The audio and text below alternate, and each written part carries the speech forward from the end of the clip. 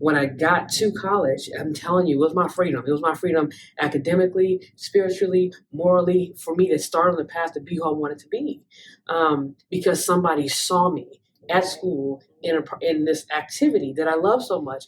And ironically, when I got to Tuskegee, I stopped playing in the band. I didn't play anymore. But you continue with that education. Mm-hmm. Wonderful. Mm-hmm. Okay. And so that was your first one, the law, that led you to the law, the legal career? Well, the legal career was, again, I'm trying to prove to myself that I was truly smart. Hi, thank you so much for joining the Falling for Learning podcast. I am TD Blenna. We have this podcast to help parents and caregivers with having the resources, strategies, and tools needed to make sure that their children are on track for learning and to stay on track for success. Hi, thank you so much for joining us on the Falling for Learning podcast. Today we are recording from the CCSS, which is the California Council for the Social Studies. And today I have an educator that could give you some tips, tricks, and information about how to make sure your kids are on track for learning and to stay on track for success. Joining us today is Miss Smith. So, Miss Smith, can you tell us a little bit about yourself? Sure. My name is Shawntaye Smith. I teach 8th grade U.S. history at Desert Willow Middle School, Magnet Academy in Palmdale, California. Okay. This is my third year a teacher, my third career in my life. I should have started with this one. I absolutely love what I do. I love it. Wonderful. So, Ms. Smith, can you tell us what hooked you into learning as a child? My mother, when I was very young, my mother read to me a lot. And I still, to this day, remember how her voice sounded when I was laying in her lap. And then my grandmother was a cook at a preschool. And when I was 2 years old, my mother would take her to my grandmother, and I would sit in the kitchen while my grandmother would be the cook.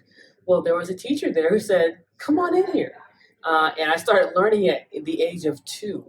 Okay. And so I was always, it was just, everything in school always felt easy to me, and it was great. It was wonderful. And it really was a way for me to see my value, because no one can take that away from you. Mm-hmm. And it is true that knowledge is power. So I loved it. So I want to go back. You were saying you're in your third career as a teacher. Mm-hmm. So tell us about your first career. Did it have to do with that cooking that you were talking about? Or no, it had to do with, I was a criminal defense attorney. I did it for 2 years. And I didn't like who I had to be good at it for me. And so I didn't care for it too much. Hold on 1 second. So you didn't like who you had to be. Okay, tell us a little bit more about that. Well, what happens inadvertently, because I was a attorney that was in the courtroom often. I worked for one of the most popular defense attorneys in Cleveland, Ohio. Okay. And so in order to be that, you have to be competitive. But when you become a competitive, it's very difficult for you to remember your humanity instead of trying to win. Mm-hmm. Sometimes trying to win caused me to do things that morally and spiritually I was not comfortable with. But I have made choices. Now, this is me. Everybody's not like that. Right? So, it fits differently. For some people, it brings out their greatest humanity. For me, unfortunately, it didn't. Mm-hmm. At least in my opinion, it didn't.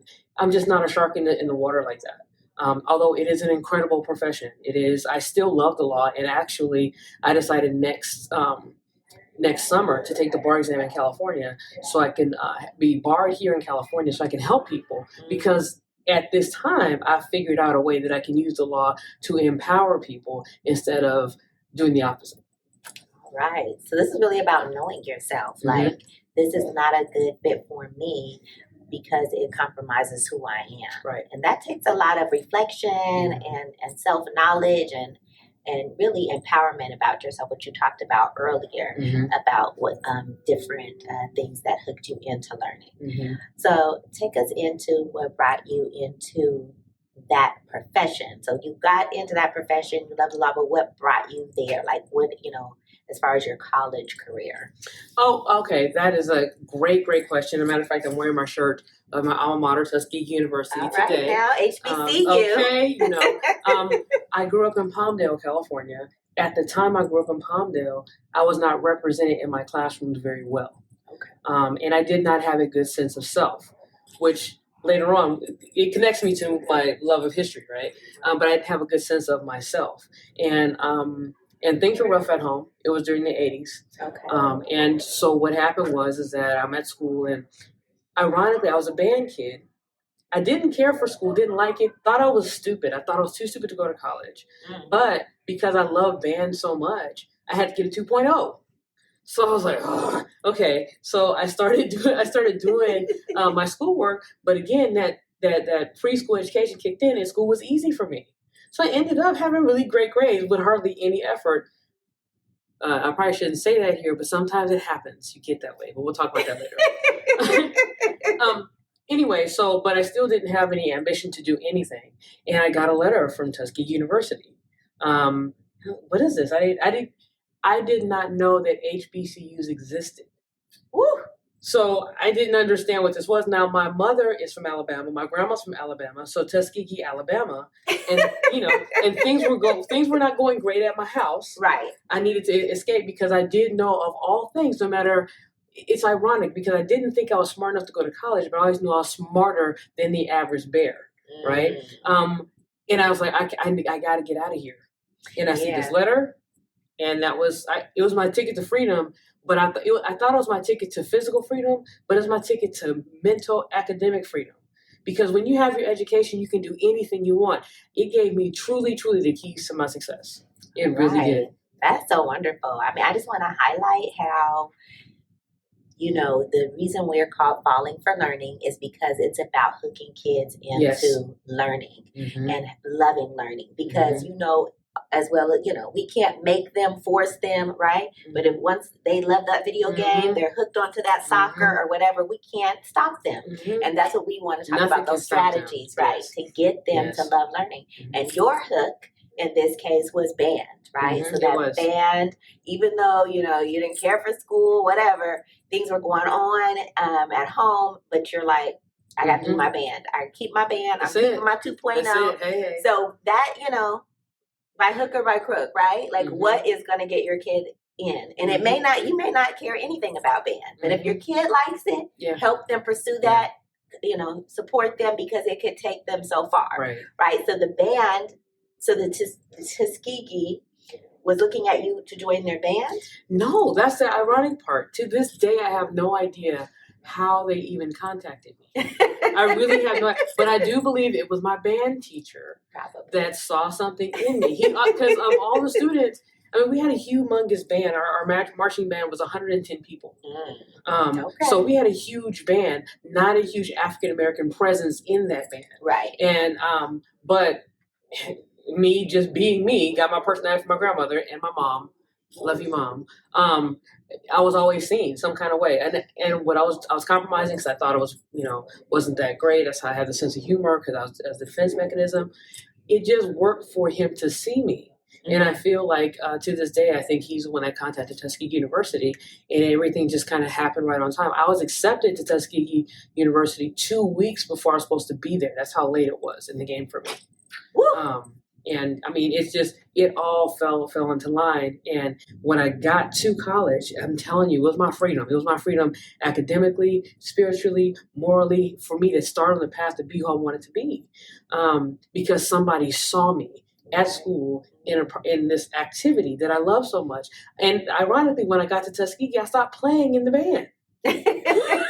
I didn't play anymore. But you continue with that education. Wonderful. Okay. And so that was your first one, the law that led you to the law, the legal career? Well, what led me to the legal career was, again, I'm trying to prove to myself that I was truly smart. And at the time, I'm old, I'm 52. I remember when I was in high school, LA Law was on TV, and I thought those people were so smart. And I'm like, you know what? They're smart. I could be smart like that. I can do this. Let me go ahead and go to law school, And then I'm a humanitarian. I was like, it's a way I could help people in the community and all that kind of stuff.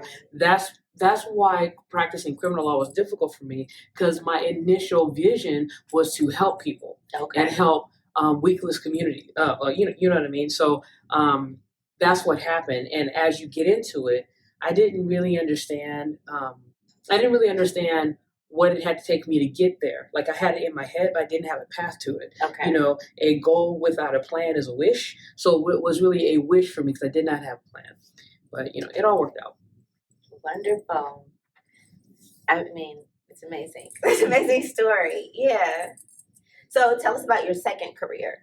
You had your second, you said you had the first career, then the second career. Tell us about that. So my second career, and I'm laughing at it because it is due to the fact that a couple things. I'm from California, but my family had moved to Ohio. That's where I went to law school, and that's where I was practicing law.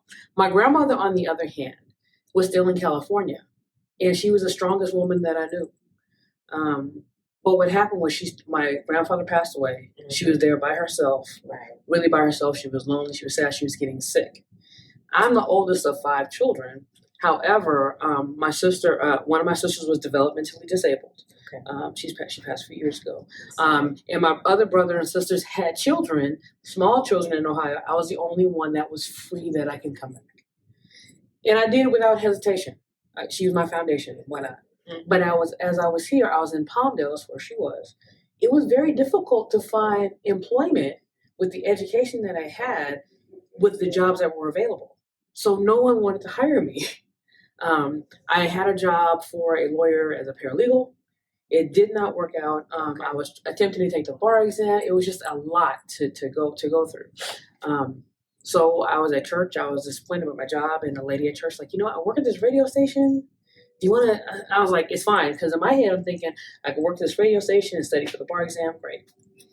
Did that, and I did not pass the bar exam.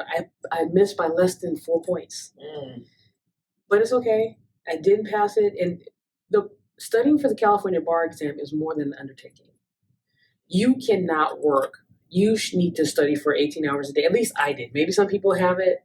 It's very difficult. But my point is I did not give. Again, I didn't count the cost. Hello, parents. All across the United States, we have students who don't know how to read well and who don't know how to write well. Now, I'm not here to shame you, but I am here to blame you. If your child is behind, it is partially your responsibility and your fault. That next generation needs to be the one that's telling your story, not other people, not other families, not other races or ethnicities. Your family needs to be able to tell your story. And if your child can't write well, who's going to tell your story? I have written 2 books to help address these issues.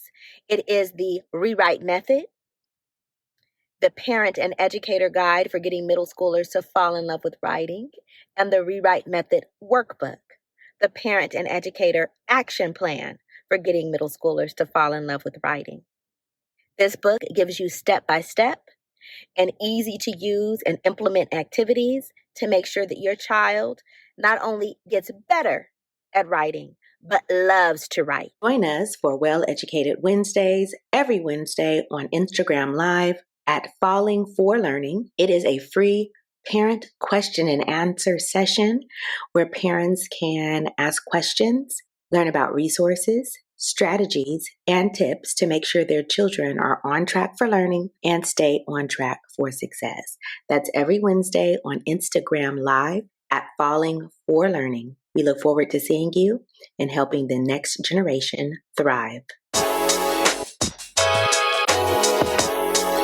Another mistake that I made, I didn't count the cost as what it takes to do this. So I eventually got discouraged and I just started, okay, I'm in radio. Well, I was overqualified for the job I had, so I easily moved up working in radio to being the traffic manager. And it sounds very fancy, but it's just, you're just doing kind of paperwork still, not using my degree, not using my intellect. But it was okay because I had the freedom to go and take care of grandma whenever I wanted. Then my grandmother passed and I got discouraged and felt lost. It's a hard loss. It was hard. It was hard. But I still, even through all of that, I still knew that I knew that there was a divine presence in my life.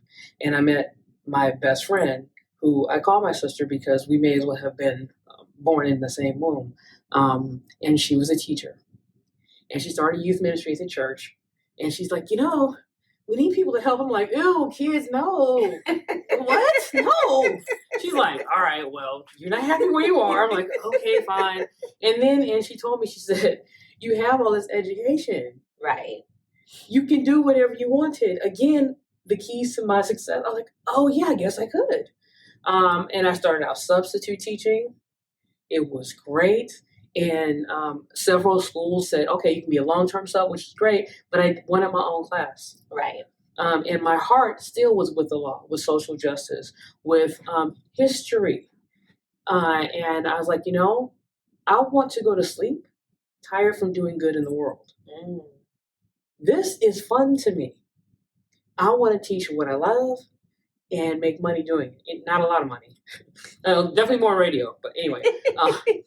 And so I went through everything I need to do. I'm still in, I set my first year of induction. I'm finishing it now. Okay. And I started it and I have not looked back. I absolutely adored it. So this is my third career. So those of you who don't know, induction is like a beginning, teacher certificate. You get your certification and then you have to get it cleared by doing a series of hurdles. A lot of hurdles, children. But you know what? I have my education. I could jump any hurdle. So absolutely, yeah. So it's just, I don't know how to explain it beyond that. You have a series of, it's on a probationary period. Showing that you actually got those skills, right? The teaching you're doing, what you love. Tell us about some great things going on in the classroom. Oh my goodness! First of all, I love my students, and I have. This year, not bad about the other students I've had. They've all been amazing. But this year, these kids make me get up in the morning out of bed. Okay. These kids, and I'm talking about, they're at different levels. I have honor students. I have students that didn't think they were honors that are just like, oh my God, they just make my day. And they get there and I give them these challenges. I'm like, do this. Cite MLA format. I need complete sentences. You spell that wrong, do it over again. I'm squeezing their brains. All of my assessments are about analyzation and about relationships and about construction and seeing everybody in history. I told my students, I said, who would I be if I give you something easy? That's like me asking you to do 2 and 2 is 4. I said, who am I? Yes. I said, I want you to see what I see in you. And I said, you say my class is so hard, but it's so hard, but you have a 98% in my class. What does that say about you? Because they can do it. Absolutely. They can do it. And they never cease to amaze me. Because even students that don't necessarily write well, because I think it's amazing. I think kids need to talk to each other. Yeah. So they get with their friends that write better and they talk and they have synergy and they understand the gold rush. Earlier when we had another session here this morning and they were talking, the main session he was talking about the gold rush effect on Indigenous Americans. Right. I remember a moment in one of my classes, my students, they were reading about the gold rush and he said, oh my God. 90% of Indigenous people were killed during the gold rush. I didn't tell him that. They're doing their research and working together. 90%. That's what I love because he understands. We talk about themes in history. We talk about how everybody's related, how everything is connected to each other. All these communities were in everything at every point in time in history. And so when you read about an event, let's read about, okay, yes, that's what's written here. Who is it for? And they work, they go on that journey, and they just inspire me. They really do. They really do. I love it. Wonderful. That's, just making history come alive and making sure students are into what, by challenging them, right? So what tips or strategies would you say for parents that may be struggling to get their kids hooked into learning? Well, number one, read to them. Read to them. There's nothing wrong with a comic book. Some of the greatest literature on earth is in a comic book. Read to them. Read with them. Talk to them. What if they're in middle school? Are you still recommending reading? If in middle school is more difficult, I have to say, but I do still think, there's a couple things they need to do is, first of all, have the kids understand what the key of learning of success is by making it practical. When you go to the store, let them do the math with the sales discounts. Show them that it's not that far away, it's with you. You know, I have a budget. I have this much money, and I have gas to buy and food to buy. Let them walk in on those part of conversations. When you're watching the news, let's talk about how does this relate to you? Why should we worry about what's going on in Palestine and Israel? Why should we why should we worry about any? Just have conversations. Middle schoolers they do like to talk. They have their opinions and their passions, and just let them tell you who they are. Don't tell them. Let them tell you. When most of my students, as long as they feel seen and valued, they open up their world to you. They're struggling. They're not perfect. Right. They're going to make mistakes, but empower them. And, just the beauty of life without it, something that is cookie cutter. We have all of our students are special, and they're special in their unique ways. And if they can love themselves that way, then they can be full and prepared to do whatever they want to do. That sometimes listen to authority. Even if you don't like the message, it is expedient for you to listen to and respect authority, because it's a teacher today. Tomorrow it's a traffic cop. There is a way to do whatever you need to do, but you have to be efficient with it. Like the Declaration of Independence. If you want something, you can't just go snatch it sometimes. Sometimes you got to wait. Sometimes you have to understand that now is not the time. And I feel like that those things to me are the most important that I see with our students. If they can learn to love themselves and find their voice and understand that just because one way of trying to get your voice across doesn't work, it doesn't mean you stop. You come back and analyze, why didn't it work, and figure it out again. That's what I recommend. Wow. I really like that. I want to go back to where you're saying that the students aren't perfect or they make mistakes. And I also like to point that out to students, like if I make a mistake and how I handle that, or with young people or my daughter when, she was growing up. So what is a mistake that you made with students or someone that you learned from it, right? Because this is all about falling for learning, and how do you handle it, or maybe you handle it differently again. So what's a mistake that comes to mind? As a teacher, one of my mistakes I make often is sometimes I just blow my top. I just blow my top and go off on them or whatever. And the thing I really love about my students is that they give me room for grace. And so when I do that, I tell them, you guys, I'm sorry. I had a bad day. Right. Stuff is going on, but that's not your fault. So I try to bring you the best of me every day, and today I didn't, and I'm sorry. Can we start again? And they forgive me. So when they make a mistake with me, who am I not to do the same for them? Right. Right? And I tell a kid, you know what? We cool. I still love you. Let's start again tomorrow. I'm not going to be mad at you. Go home, eat your little Takis. They're disgusting. I don't know how y'all eat them. I don't get it. Anyway, come back tomorrow. Here's a juice box. Sit down. Let's get some work done. Right. And I think that's something as parents, we can think about, because we aren't perfect. Of course, our kids aren't perfect. They're pushing against us, especially at this middle school level. Second, the adolescents, right? So maybe making sure that we apologize to them, because if we're inflexible, we're not going to apologize. We can't really expect them to apologize to us. And then that reset, right?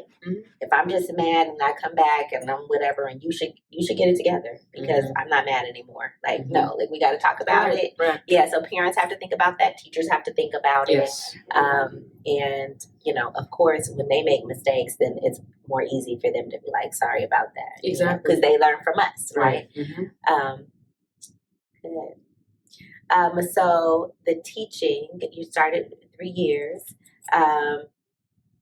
Compare it to your previous 2 careers. Compare it for us. My previous 2 careers were about something else. It was my career in law was about me and my ego.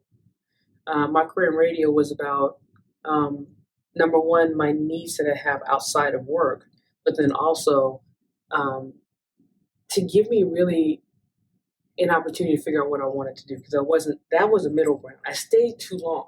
Okay. I stayed way too long. Like I said, I got lost when I lost my grandmother, but it was still a middle ground. I knew it was never the end. Okay. And I call it a career, but the truth is it was a job. Okay. There's a difference, right? Okay.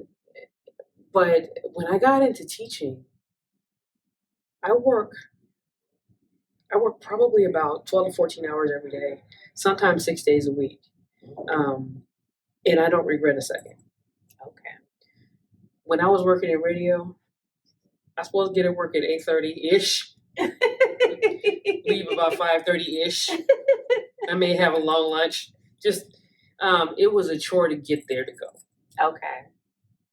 So the difference is that I finally go to bed now tired from doing good.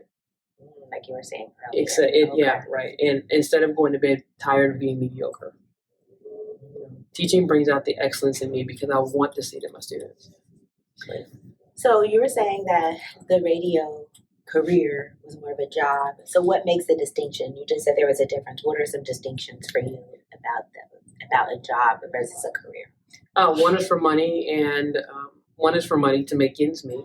Okay. The other one is for something so much more than what money can be. It's about your purpose, walking in, staying in your purpose. Okay. Yeah. Wonderful. So walking and staying in purpose. So difference between just getting a paycheck as a radio person, and like you said, it was more for making sure you had that room to take care of your grandmother and all of that. Good. Okay, so what's the plan for like 5 years? Like you're at this conference, what are some things that you want to do to help, further hook your kids into learning, help them reach their goals? What are you getting from the conference that you want to use? Oh my God. Well, number one, inspiration. Talking to fellow educators that love students like I do is inspiring. Talking to other history teachers about brand new ideas that I'm interested in, like podcasts that I want to start next year. Just to bring out the best in all of them in different ways. In 5 years, what I would love to I want to say myself, but I don't know if I'll be well versed enough in it. But a friend of mine is really super, super excited about Edu protocols. They are amazing tactics for our students. And being a person that loves to teach history, Edu protocols is used a lot in math and in science and reading, I do believe. But in social studies, the ability to teach the children so much in such a clever way is incredible.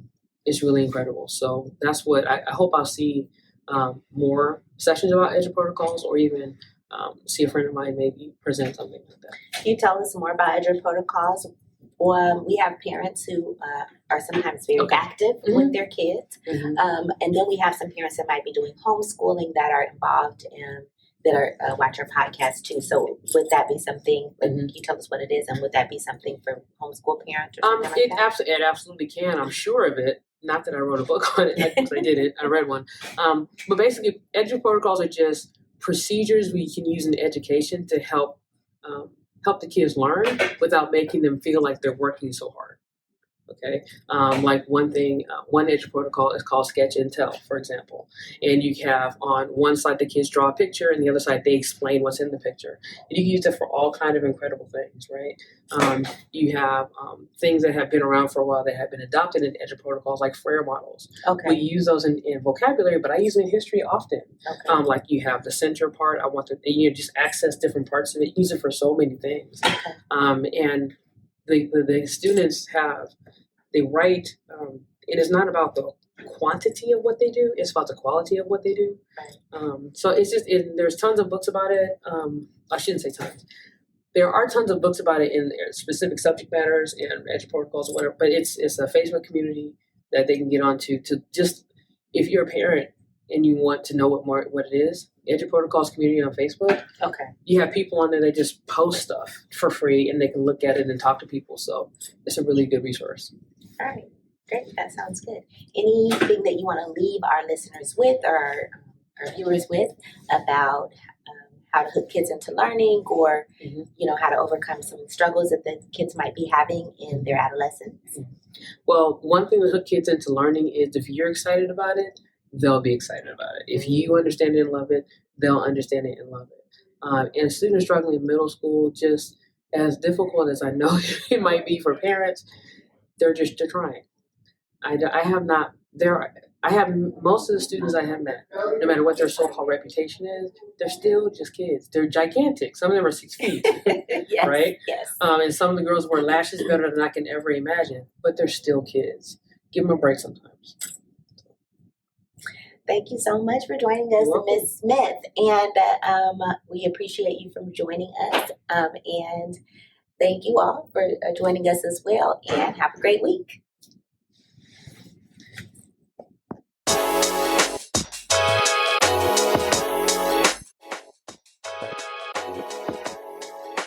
Thanks again for supporting the Falling for Learning podcast. New episodes go live every Saturday at 5 p.m. You can watch us on youtube.com at Falling for Learning or listen on all major podcast platforms such as Apple, Google, Audible, Spotify, and much more. For more resources, visit fallinginlovewithlearning.com. We really appreciate you. Have a wonderful week.